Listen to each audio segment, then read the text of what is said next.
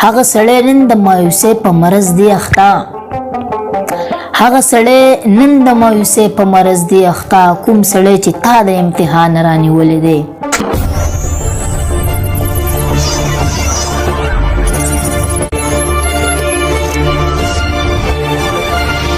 بسم الله الرحمن الرحیم. السلام علیکم مینوالو ویسکرنی یم د رحمان نادان صاحب کتاب سره په لاس دی او د هغې نوم دی په خاموشۍ مین یم. نو د دې نه به تاسو ته یو څو شعرونه ډالۍ کوم. هیله لرم چې ستاسو به خوښ شي. رحمان نادان صاحب وایي چې مونږه هسې خپله ساره بندوله مونږه هسې خپله ساره بندوله غباره کې مو هوا را بندوله او د هر شوره د ساتلم محبته د هر شور د ساتلم محبته دروازه را پسې تا را بندوله د دنیا ضرورت څه خو کېدی شي د دنیا ضرورت څه خو کېدی شي په دنیا کې مې دنیا را بندوله رومانیت شګفتګي و په غزل کې رومانیت شګفتګي و په غزل کې خو فنکار پکې جړا را بندوله بل چراغ پسې مې بند کوټې ورکړو بل چراغ پسې مې بند کوټې ورکړو په کوټه کې مې رڼا را بندوله ضروري چاپ کېدل نه و نادانه ضروري چاپ کېدل نه و نادانه په کتاب کې مې وینا را بندوله او مونږه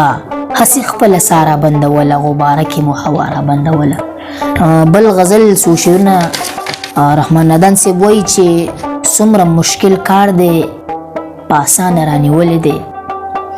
څومره مشکل کار دی په اسانه رانیولی دی ځان چې د پخپله له ګریوانه رانیولی دی هغه سړی نن د مایوسۍ په مرض دی اخته هغه سړی نن د مایوسۍ په مرض دی اخته کوم سړی چې تا د امتحان رانیولی دی ولې دومره زر دی عقیده کړله بدله بیا ولی دومره زر دی عقیده کړله بدله بیا ولی بل مسلک د مسلمان رانیولی دی نن دا لاندینی منظر صفا صفا ښکارېږي ډېر نن دا لاندینی منظر صفا صفا ښکارېږي ډېر نن د له دې ځمکې ګرد اسمان رانیولی دی او دومره ضرورت د تسلسل د ټکو څه و چې دومره ضرورت د تسلسل د ټکو څه و چې دومره لوی داستان چې دی نادانه رانیولی دی څومره مشکل کار دی په اسانه رانیولی دی او ځان چې دی په خپله له ګریوانه رانیولی دی. مینوالو دا وه د رحمان نادان صاحب ښکلې شاعري.